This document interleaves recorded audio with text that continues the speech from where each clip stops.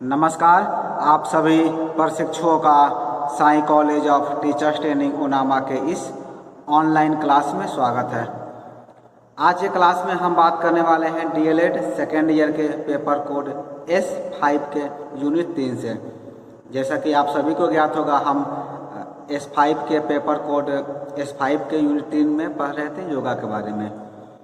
तो विद्यालय में योग के अंतर्गत हमने पिछले वीडियो में जाना था योग होता क्या है, योगा किसे कहते हैं और योगा के लाभ क्या क्या हैं, योग के नियम क्या हैं, कैसे हम नियम का पालन करते हुए योग को कर सकते हैं। उसी श्रृंखला में आज के वीडियो में, आज की क्लास में हम चर्चा करेंगे योग के प्रकार के बारे में। तो आप सभी हेडिंग दे दीजिए, टाइप्स ऑफ योगा। आप लिखेंगे टाइप्स ऑफ योगा, यानी कि योग के प्रकार। योग के प्रकार जो है, ये आप कह सकते हैं योग के जो रास्ते होते हैं वो मेन रूप से या प्रमुख रूप से 4 माने गए हैं। वो 4 कौन कौन हैं? पहला आपका है राजयोग, दूसरा होता है कर्म योग, तीसरा है भक्ति योग और चौथा है ज्ञान योग। ये 4 जो है मेन प्रकार जो है, मुख्य प्रकार माने गए हैं। आप सभी लिख लेंगे टाइप्स ऑफ योगा में। आप लिखेंगे कि योग के 4 प्रमुख प्रकार या 4 प्रमुख रास्ते माने गए हैं। पहला राजयोग, कर्मयोग, भक्ति योग और ज्ञान योग। ये चारों होता क्या, हम एक एक करके डिफाइन करेंगे। आप पहला लिखेंगे नंबर 1 राजयोग। राजयोग में आप सभी को लिखना है कि राज का अर्थ जैसे शाही होता है ना, शाही जिसे आप लोग सुनते होंगे शाही दरबार, तो राज का अर्थ शाही होता है। और योग की इस शाखा का सबसे अधिक महत्वपूर्ण अंग है ध्यान।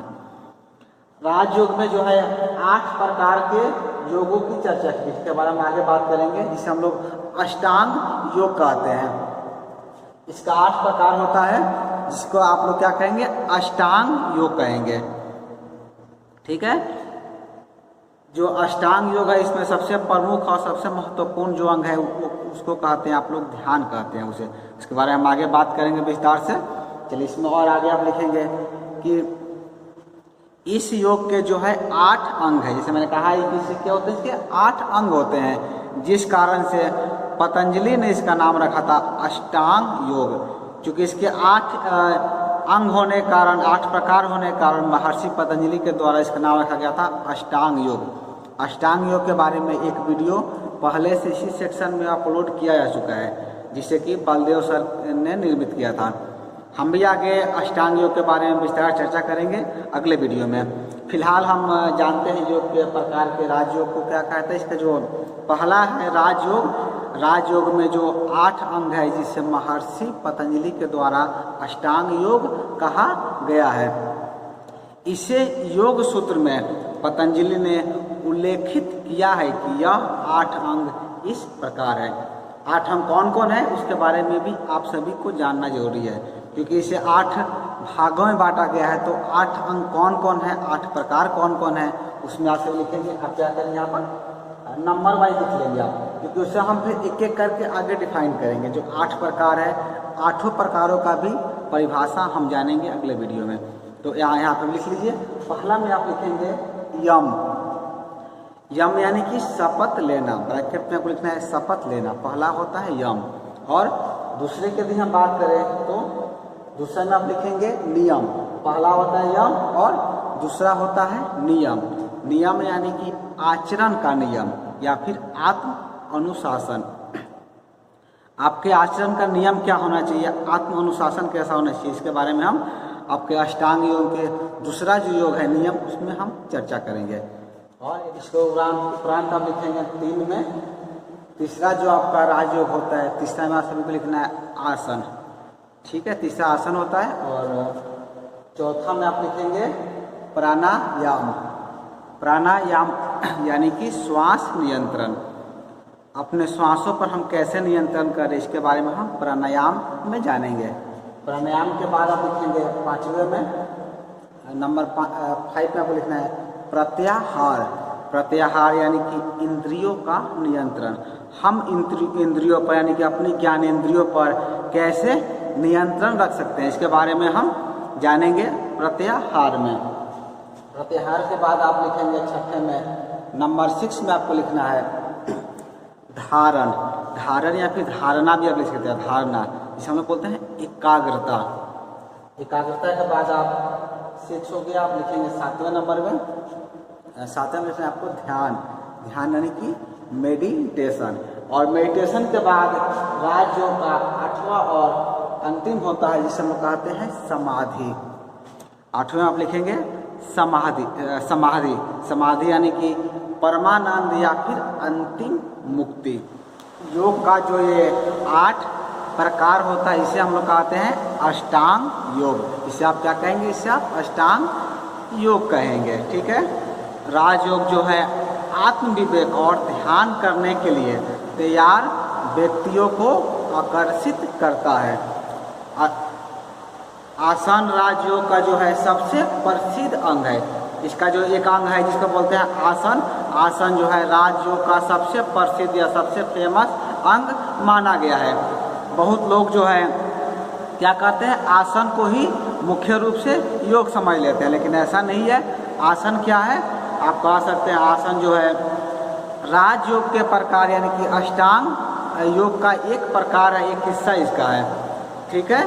तो आपको ये याद रखना है कि योग के क्या होते हैं, 4 प्रकार होते हैं या 4 रास्ते होते हैं। उन 4 का पहला जो आपका राजयोग है, राजयोग को भी हम लोग, इसके भी 8 प्रकार है, जिसको हम लोग अष्टांग योग कहते हैं।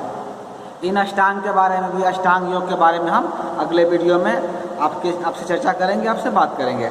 चलिए अब हम बात करते हैं आपके दूसरे के बारे में। दूसरा आपका है कर्म योग। कर्म योग में आप सभी लिखेंगे कि जो योग का जो दूसरा प्रकार है यानी कि दूसरा शाखा है जिसे हम लोग कहते हैं कर्म योग। कर्म योग या सेवा का मार्ग भी इसे आप कह सकते हैं।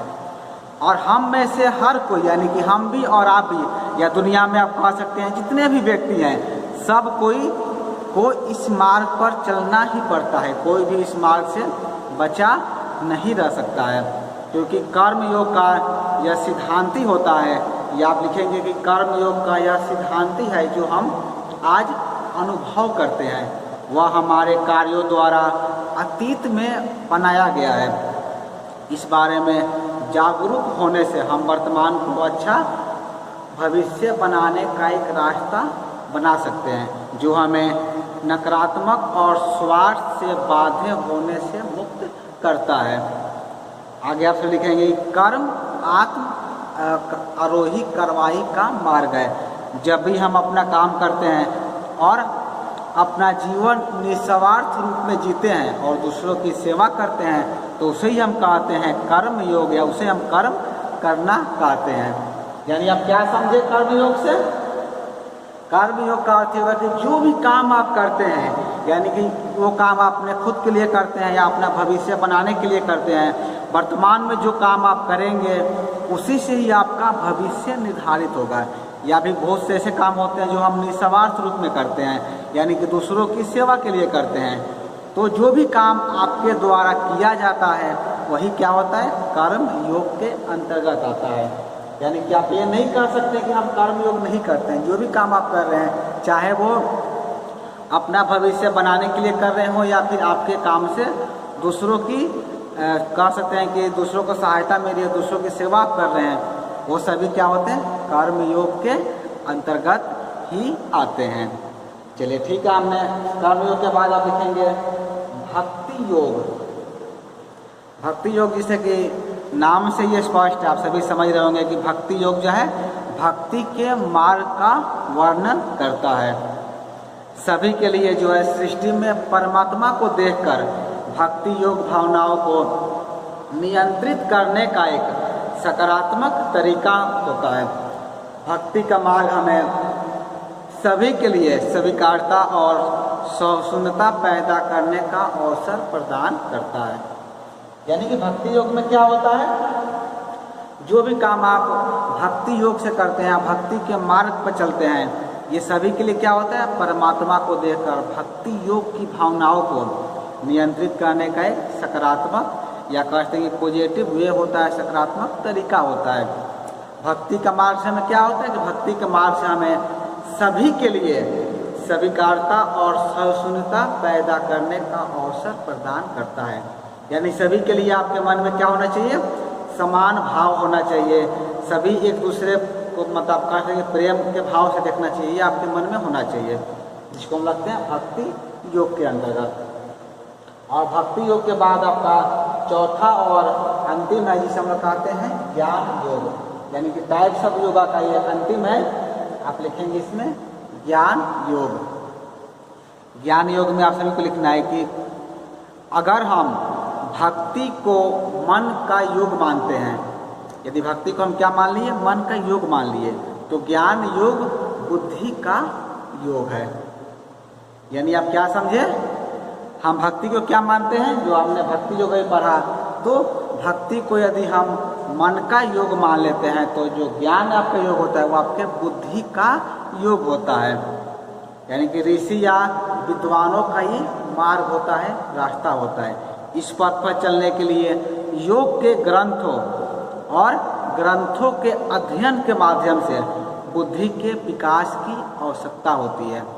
ज्ञान योग को जो है सबसे कठिन माना जाता है और साथ ही सबसे प्रत्यक्ष भी माना गया है। इसमें गंभीर अध्ययन करना होता है और उन लोगों को आकर्षित करना होता है जो बौद्धिक रूप से इच्छुक हैं। यानी ज्ञान योग का अर्थ क्या हुआ, ज्ञान योग का अर्थ ये हुआ कि आप जो है कितना ज्ञान प्राप्त करते हैं, कितना चीज़ों को सीखते हैं, क्योंकि यही एक योग है जो जिसका रास्ता कठिन तो है, राह इसकी कठिन है, लेकिन इसका हमें प्रत्यक्ष उदाहरण भी देखने को मिलता है। उदाहरण कहाँ देखने को मिलता है, यदि आप बेहतर से अपनी परीक्षा की तैयारी करते हैं, किसी भी कंपटीशन या प्रतियोगी परीक्षा की तैयारी करते हैं, तो क्या होते हैं, आप सफल होते हैं, और सफल होते हैं तो आप बेहतर तरीके से अपना जीवन यापन कर लेते हैं। यानी आप कह सकते हैं कि ज्ञान योग पर चल करके हम ज्ञान को प्राप्ति करके अपने जीवन में बहुत ही बेहतर कर सकते हैं, और इसका हमें प्रत्यक्ष उदाहरण भी देखने को प्राप्त होता है, देखने को मिलता है। इसलिए हमने अभी टाइप्स ऑफ योगा के अंतर्गत 4 प्रकार के योगा बारे में जाना है कि राजयोग, कर्मयोग, भक्ति योग और ज्ञान योग।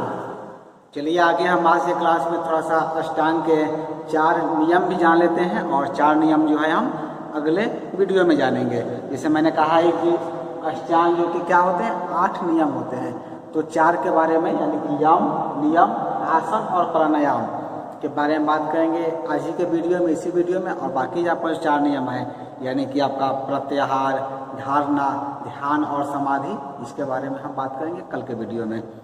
तो चलिए सबसे पहले आप लिखिए यम। यम में क्या होता है, जैसे कि मैंने कहा है कि यम में क्या है, एक प्रकार का सामाजिक सिद्धांत है।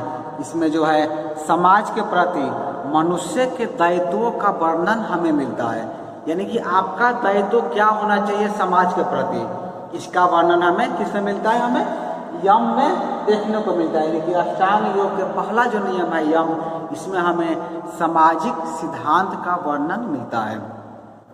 इसके आप एग्जाम्पल में लिखेंगे, उदाहरण में आप लिख सकते हैं अहिंसा, ये भी एक सामाजिक नियम है, हमें हिंसा नहीं करना है, हमें अहिंसक बनना है, तो लिखेंगे अहिंसा। सत्य बोलना, यानी कि हमेशा हमें क्या करना है, सत्य बोलना है। और तीसरा है जो कि सभी विद्यार्थियों के लिए है कि ब्रह्मचर्य के नियम का पालन करना। ये क्या है, 3 नियम जो आप एग्जाम्पल लिखेंगे जो कि यम के अंतर्गत आता है। और दूसरा आपका क्या है, दूसरा आपका है नियम। नियम में आप सभी लिखेंगे कि योग के अंतर्गत नियम में वे क्रियाएं आती है जो व्यक्ति के व्यक्तिगत कर्तव्य होते हैं। यानी आपका और मेरा जो व्यक्तिगत कर्तव्य है वो क्या आता है, वो अष्टांग योग के दूसरे कह सकते हैं दूसरे परिभाषा, दूसरे नियम में आता है। इसमें वो सभी क्रियाएं आती है जो कि व्यक्ति के व्यक्तिगत कर्तव्य होते हैं। आपका व्यक्तिगत कर्तव्य क्या है, आप उदाहरण लिखेंगे, एग्जाम्पल में आप सभी लिखना है कि शुद्धता यानी कि प्यूरिटी, आपको शुद्ध रहना है, शुद्धता पूर्वक रहना है। दूसरा आपका है संतोष, हमें जो भी प्राप्त होता है हम उसमें क्या करना है, संतोष होना। आपका ये क्या है, व्यक्तिगत नियम है, संतोष। अनुशासन, स्वाध्याय यानी कि self study, faith in God यानी कि ईश्वर पर भरोसा, इसके अलावा और भी बहुत सारे जो आपके व्यक्तिगत कर्तव्य हैं वो सभी किसके अंतर्गत आते हैं, वो सभी जो है नियम के अंतर्गत आते हैं। उसके बाद आपका जो तीसरा है, तो तीसरा में आप सब लिखेंगे आसन। आसन यानी कि प्रेयर पोस्चर। आसन में आप सभी लिखेंगे कि योग की साधना हेतु बनाई गई शरीर की विभिन्न मुद्राओं जिसमें मानव शरीर सुख पूर्वक रहे और उसकी आत्मा स्थिर हो, उसको हम लोग क्या कहते हैं, उसको हम लोग आसन कहते हैं। यानी आसन किसे कहते हैं, आसन को यदि आप आसान भाषा में समझना चाहें तो आप कह सकते हैं कि मानव शरीर के, आप कहते हैं योग की साधना हेतु, यानी कि हम योगा कर रहे हैं तो योग की साधना हेतु जो हम शरीर को विभिन्न मुद्राओं में मोड़ते हैं, विभिन्न रूपों को आकार देता है, उन सभी आकारों को हम क्या कहते हैं, वैसा आकार देना जिसमें हम आपका मानव शरीर सुखपूर्वक रह सके और उसकी आत्मा स्थिर हो।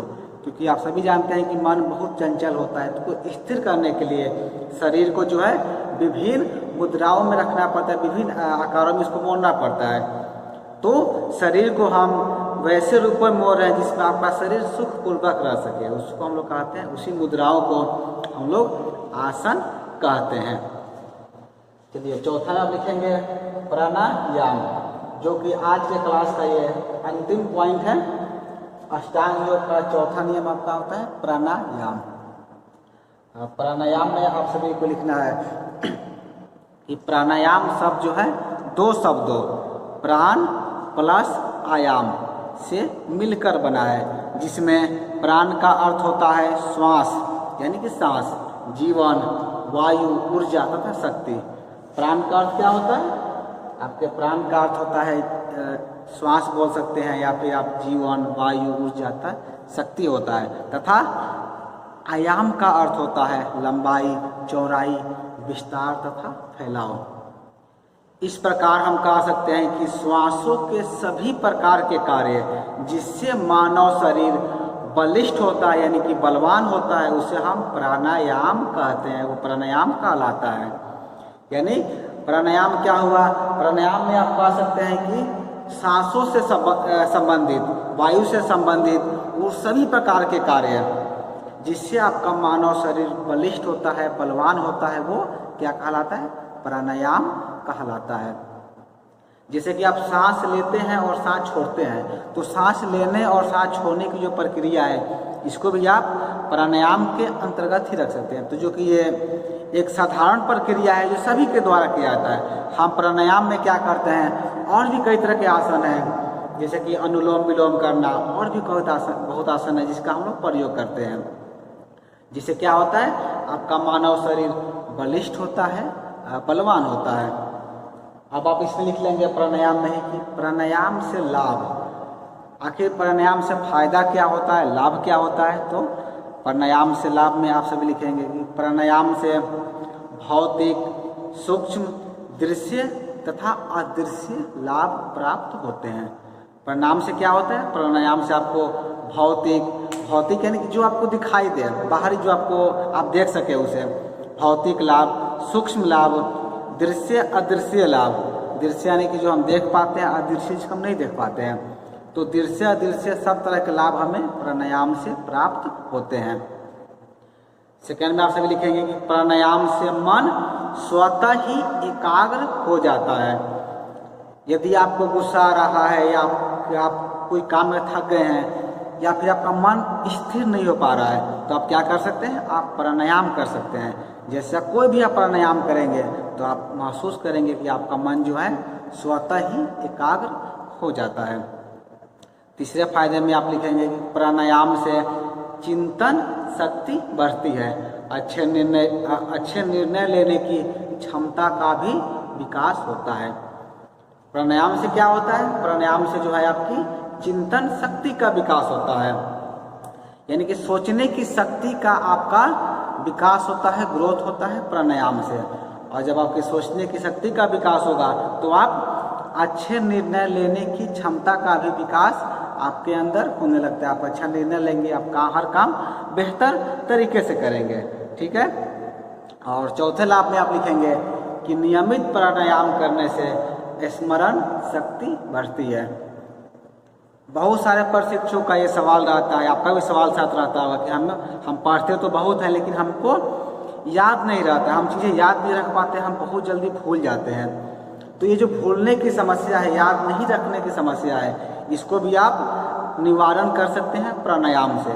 यदि आप नियमित प्राणायाम करते हैं, जैसे कि मैंने कल के वीडियो में आपको बताया था कि हम योगा कैसे कर सकते हैं, प्राणायाम का समय क्या होना चाहिए, यदि आप उन सभी का पालन करते हुए योगाभ्यास करते हैं, प्राणायाम करते हैं, तो क्या होगा फायदा इससे?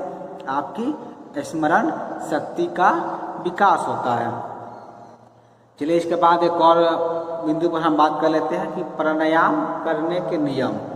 क्योंकि प्राणायाम से हम जब इतने फायदा होते हैं, इतना बेनिफिट हमको मिल रहा है, तो इसके नियम के बारे में भी हमें ज्ञात होना चाहिए। क्योंकि आप सभी जानते होंगे प्रत्येक कार्य करने का अपना एक नियम होता है। जैसे कि जब डीएलएड आप प्रथम वर्ष में थे तो पेपर कोड F11 यानी कला समेकित शिक्षा में आप जब महाविद्यालय में पेंटिंग बना रहे थे, चित्र बनाना सीख रहे थे, तो उसमें भी आपको कुछ नियम बताया गया था, यानी कि नियम का पालन करके ही हम चित्रों का निर्माण करते थे।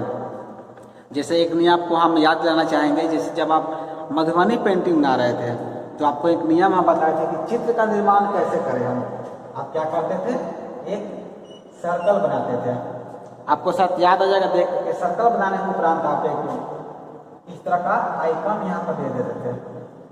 ये दो चीजें आप बनाते थे। ये क्या हुआ, ये दो आइकन बनाने के बाद से आप इससे बेहतरीन चित्र का भी निर्माण करते थे। तो ये क्या एक नियम है, यानी कि जब हम चित्र निर्माण करने जाएंगे तो इन दो शेप का ध्यान रखते थे।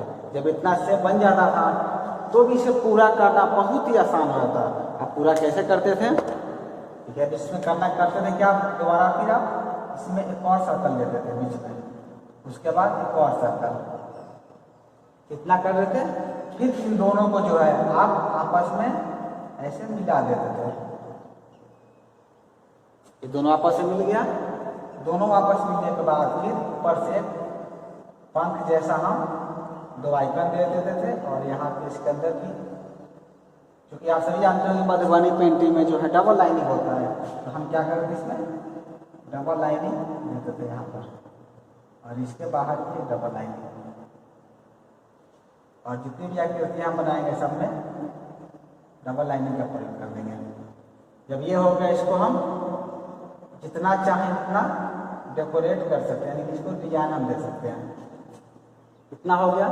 इतना होने के बाद यहाँ पर आप इसका माउथ बना सकते थे, और यहाँ पर इसके ऊपर सर पर कुछ डिजाइन दे सकते थे, ठीक है। फिर यहाँ पर इतना तैयार हो गया तो इसका हम साइड से यहाँ पर पीछे एक ऐसा शेप बना दिए, और इसको भी डबल लाइन है। और इसे जैसे कि आप सभी जानते होंगे मधुबनी पेंटिंग में क्या होता है, डेकोरेशन होता है, सजावट होता है, तो हम इसमें इसको डेकोरेट भी कर देंगे। हम इसके गर्दन को भी डेकोरेट कर सकते हैं। तो इतना हो गया तो बस एक इसका हम पैर बना देंगे।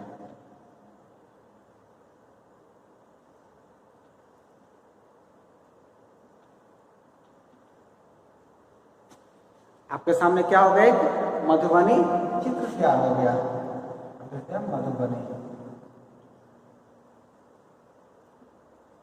मधुबनी पेंटिंग।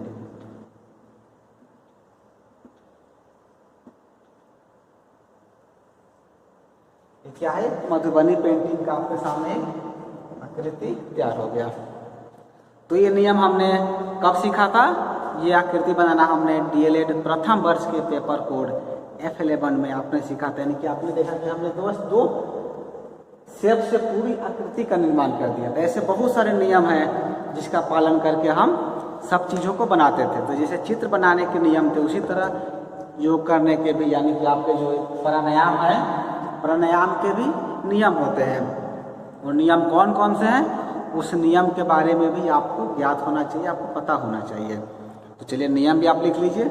नियम के पहले नियम में आप लिखेंगे कि प्राणायाम हमेशा स्वच्छ एवं खुले स्थान पर करना चाहिए। स्वच्छ एवं खुले स्थान पर क्यों करना चाहिए? क्योंकि आप सांस लेते हैं और सांस छोड़ते हैं, तो सांस लेने और छोड़ने की प्रक्रिया वहाँ पर तीव्र होती है, जल्दी जल्दी होती है। जैसे आप अनुलोम विलोम करें या और भी कई सारे आसन करें तो सब में प्रक्रिया तेज हो जाती है, इसीलिए आपके अंदर जो है वायु बहुत ज़्यादा मात्रा में जाता है और फिर निकलता बाहर है। इसीलिए स्वच्छ एवं खुले वातावरण पर आपको क्या करना चाहिए? प्राणायाम करना चाहिए, इसका आप विशेष ध्यान रखें। और एक और बहुत महत्वपूर्ण चीज़ है, वो है कि प्राणायाम करने के 5 या 6 घंटे पूर्व ही भोजन कर लेना चाहिए, यानी खाना खाने के तुरंत बाद या आधे घंटे बाद आपको प्राणायाम नहीं करना चाहिए। इसीलिए जो है कहा जाता है प्राणायाम का सबसे बढ़िया समय सुबह का माना गया है, क्योंकि सुबह आप सोकर उठते हैं, रात में खाना खाए रहते हैं तो 6-7 घंटे तो हो ही चुके रहते हैं, तो इसीलिए जो है सुबह के समय को योग करने के लिए, प्राणायाम करने के लिए सबसे उपयुक्त समय माना गया है। चलिए इसके बाद आप लिखेंगे प्राणायाम करते समय हमेशा यम के नियम का पालन करना चाहिए, यानी कि जो हमने यम का नियम आपको बताया था, जब आप प्राणायाम शुरू करते हैं तो कोशिश ये करें कि यम का जो नियम है उसे आप हमेशा पालन करें। और एक और चीज़ चौथे बिंदु में जिसे मैंने अभी जिक्र किया था कि प्राणायाम का समय प्रातः काल सबसे उपयुक्त रहता है। बहुत लोग हैं जिनको प्रातः काल में समय नहीं मिलता है, वो शाम को भी प्राणायाम करते हैं, तो शाम को भी प्राणायाम आप कर सकते हैं, लेकिन इसका विशेष ध्यान रखें कि प्राणायाम करने से बहुत मतलब कह सकते हैं कि तुरंत पहले आप भोजन नहीं करें हों या हल्का नाश्ता किए हों, इसका विशेष ध्यान रखें। इसीलिए कहा जाता है कि प्राणायाम के लिए आपको जो है सुबह का समय सबसे उपयुक्त रहता है, सबसे बेस्ट रहता है। तो चलिए आज की क्लास में हम इतना ही बात करेंगे। अष्टांग योग में 8 नियम होते हैं, तो 4 के बारे में मैंने जिक्र कर लिया, और बाकी जो 4 बच रहे हैं इसके बारे में हम कल के वीडियो में बात करेंगे, चर्चा करेंगे। तो आज के क्लास में इतना ही। आज के क्लास को या इस वीडियो को पूरा देखने के लिए आपका धन्यवाद।